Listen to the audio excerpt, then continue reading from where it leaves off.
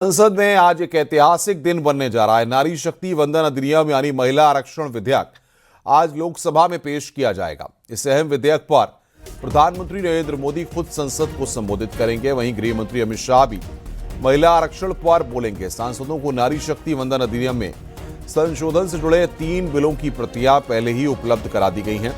प्रस्ताव के मुताबिक लोकसभा और देश की सभी विधानसभाओं में महिलाओं के लिए आरक्षण का प्रावधान किया जाएगा। इसके साथ ही परिसीमन आयोग के गठन से जुड़ा बिल भी लाया जाएगा। सरकार की योजना है कि महिला आरक्षण और परिसीमन से जुड़े विधेयकों को साथ में पारित कराया जाए। इसके लिए आज लोकसभा में नियम 66 के निलंबन का प्रस्ताव भी लाया जाएगा।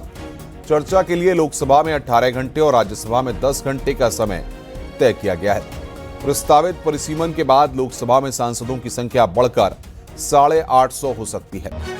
हालांकि विपक्ष ने महिला आरक्षण का समर्थन किया है, लेकिन परिसीमन विधेयक को लेकर एकजुट विरोध का ऐलान किया है। विपक्षी नेताओं की बड़ी बैठक में कई दल शामिल हुए हैं, जहां परिसीमन को लेकर गंभीर सवाल उठाए गए। वहीं वाईएसआर कांग्रेस ने दोनों विधेयकों को बिना शर्त समर्थन देने की घोषणा की है। आज की कार्यवाही संसद की दिशा और देश की राजनीति के लिए बेहद अहम मानी जा रही है। तो परिसीमन आयोग गठन से जुड़ा बिल भी यहां पर आएगा। आज संसद में पेश होगा महिला आरक्षण बिल। क्या मकसद है? राजनीति में महिलाओं की भागीदारी को बढ़ाना इसके पीछे मकसद है। लोकसभा की सीटें 543 से बढ़ाकर 816 करने का अनुमान है। लोकसभा की 273 सीट महिलाओं के लिए होंगी। यूपी में 80 से 120 हो सकती हैं लोकसभा की सीटें। उत्तराखंड में 5 से 7 हो सकती हैं लोकसभा की seat.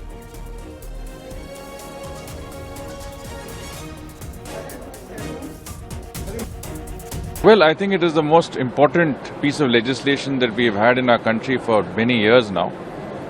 It is part of the vision of Prime Minister Modi for women-led development. If women, consist of half the population of our country, then there must be adequate political representation for them, in our most important temple of democracy, which is the Parliament.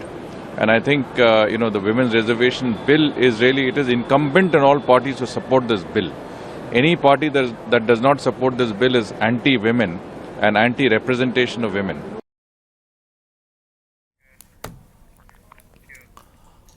संसद का विशेष सत्र आज से शुरू हो रहा है, जिसमें सरकार साल 2029 से पहले लोकसभा और राज्यों की विधानसभाओं में 33% महिला आरक्षण लागू करने की तैयारी कर रही है।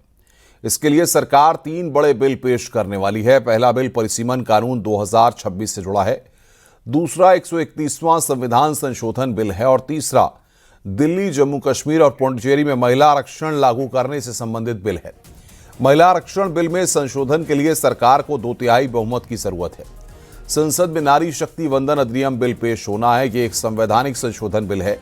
मोदी सरकार को इसमें संशोधन के लिए विशेष बहुमत की जरूरत है। वर्तमान में लोकसभा में 543 सीटें हैं। लोकसभा में 363 सांसदों का समर्थन चाहिए। वर्तमान में राज्यसभा में 245 सीटें हैं। राज्यसभा में 164 सांसदों का समर्थन चाहिए। दोनों सदनों में 2/3 बहुमत की जरूरत सरकार को पड़ेगी।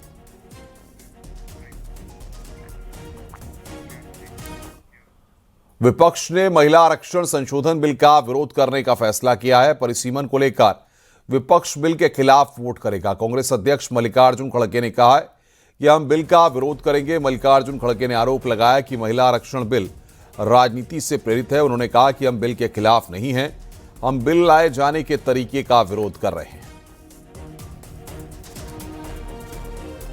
We all are in favor of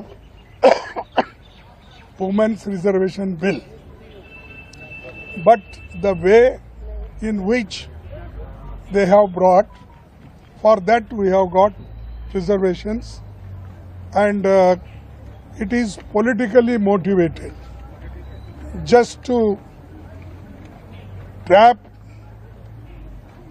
and suppress the opposition parties. The government is doing like this.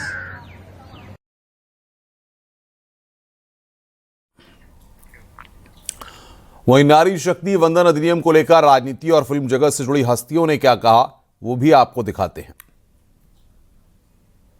महिलाओं को 33% आरक्षण देने की प्रक्रिया को काफी लंबे इंतजार के बाद ही सही व अन्य इसे आगे बढ़ाने की सही व अब इसे आगे बढ़ाने की कार्रवाई का हमारी पार्टी स्वागत करती है। मैं बहुत खुश हूँ कि इस बार हमारी संसद में इस बात को उठाया जाएगा, डिस्कशन की जाएगी और बहुत वक्त लग गया है। ये हम बात करते रहते थे 33% रिजर्वेशन की, तो अभी ये सही। पहले जो गीता मुखर्जी कमेटी बनी थी, मैं उस समय उसके सदस्य थी।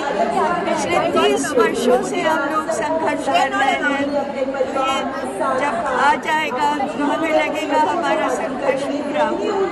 मोदी जी, नारी शक्ति वंदन अधिनियम के लिए धन्यवाद। हमारे बारे में सोचने के लिए दिल से धन्यवाद। ये कानून महिलाओं को आगे बढ़ने का मौका देगा, उन्हें एक नई पहचान और सम्मान मिलेगा। Our gracious humble thanks to Honorable Prime Minister of India Shri Narendra Modi जी कि हम सब लड़कियां प्रेरित तो होती हैं, इंस्पायर भी होती हैं, एम्पावर भी होती हैं और साथ ही साथ जो अमेंडमेंट्स होते हैं it's for all we girls, ladies and women to excel in our endeavours. So thank you to honourable prime minister. ऐतिहासिक कदम है और चूँकि महिलाएं हमेशा से ही सशक्त रही हैं, लेकिन अब पॉलिटिकली जो उनका प्रेजेंस बढ़ाने के लिए हमारे आदरणीय प्रधानमंत्री जी का जो ये उनके द्वारा उठाया गया कदम है और उनके कार्यकाल में उन्होंने इतने बड़े बड़े फैसले लिए हैं और ये तो ऐसा फैसला है जिसको इतिहास हमेशा ध्यान रखेगा। और मैं बड़ी अपने आप को सौभाग्यशाली मानती हूँ क्योंकि मेरे भी राजनीतिक सफ़र में मैं ये सारी चीज़ों की साक्षी बन रही हूँ।